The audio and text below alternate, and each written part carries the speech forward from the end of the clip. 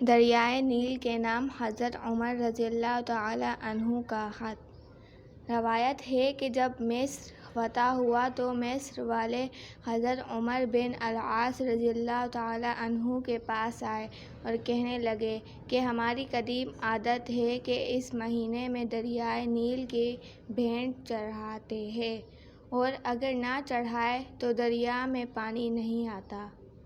ہم ایسا کرتے ہیں کہ اس مہینے کی 12ویں تاریخ کو ایک باکرہ لڑکی کو لیتے ہیں جو اپنے ماں باپ کی ایک لوتی ہو، اس کے والدین کو دے دلا کر رضامند کر لیتے ہیں اور اسے بہت عمدہ کپڑے اور بہت قیمتی زیور پہنا کر بناؤ سنوار کر اس نیل میں ڈال دیتے ہیں تو اس کا پانی چڑھتا ہے اور ورنہ پانی چڑھتا نہیں۔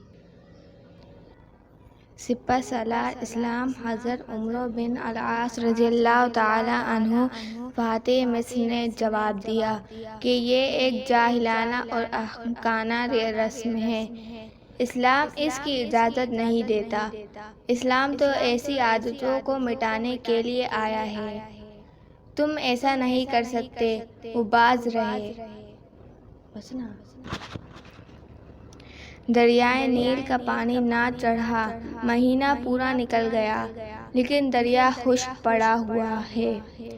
لوگ تنگ آ کر ارادے کرنے لگے کہ مصر کو چھوڑ دیں، یہاں کے بود و باش ترک کر دیں۔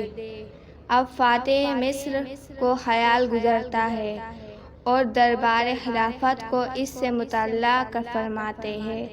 اسی وقت خلیفۃ المسلمین امیر المؤمنین حضرت عمر بن خطاب رضی اللہ تعالی عنہ کی طرف سے جواب ملتا ہے کہ آپ نے جو کیا اچھا کیا۔ اب میں اپنے اس خط میں ایک پرچہ دریائے نیل کے نام بھیج رہا ہوں، تم اسے لے کر دریائے نیل میں ڈال دو۔ حضرت عمر بن العاص رضی اللہ تعالی عنہ نے اس پرچے کو نکال کر پڑھا تو اس میں تحریر تھا کہ خط ہے اللہ تعالیٰ کے بندے امیر المؤمنین عمر کی طرف سے اہل مصر کے دریائے نیل کی طرف سے بعد حمد و صلوات کے مطلب یہ ہے کہ اگر تو اپنی طرف سے اور اپنی مرضی سے بہہ رہا ہے تو خیر نہ بہے، اور اگر اللہ تعالیٰ واحد قہار تجھے جاری رکھتا ہے تو ہم اللہ سے دعا مانگتے ہیں کہ وہ تجھے روا کر دے۔ یہ پرچہ لے کر حضرت امیر عسکر رضی اللہ تعالی عنہ نے دریائے نیل میں ڈال دیا۔ ابھی ایک رات بھی گزرنے نہ پائی تھی کہ دریائے نیل میں 16 ہاتھ گہرائی کا پانی چلنے لگا، اور اسی وقت مصر کے خشک سالی ترسالی سے گرانی ارزانی سے بدل گئی۔